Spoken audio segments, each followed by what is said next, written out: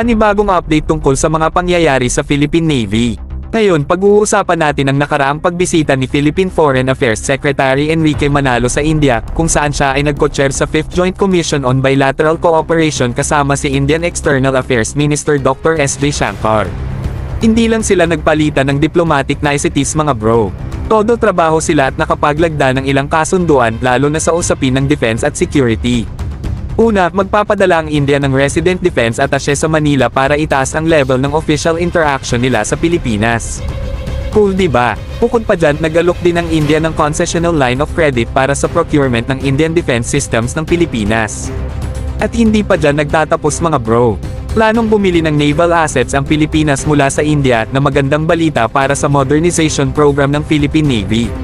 At hindi natin dapat kalimutan ang expansion ng training at joint exercises tungkol sa maritime security at disaster response, among other things.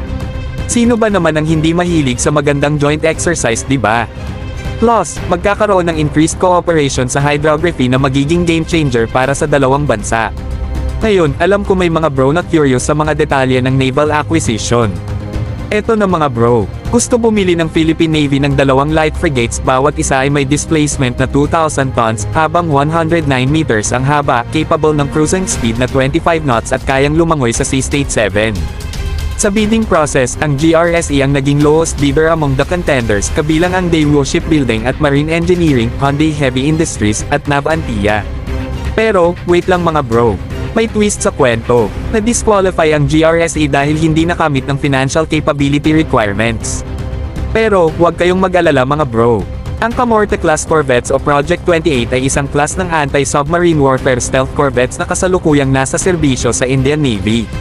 At ang pinakamagandang balita, ito ay ginawa mismo sa Garden Reach Shipbuilders at Engineers GRSE Kolkata, kaya naging unang anti-submarine warfare stealth corvettes na ginawa ng India.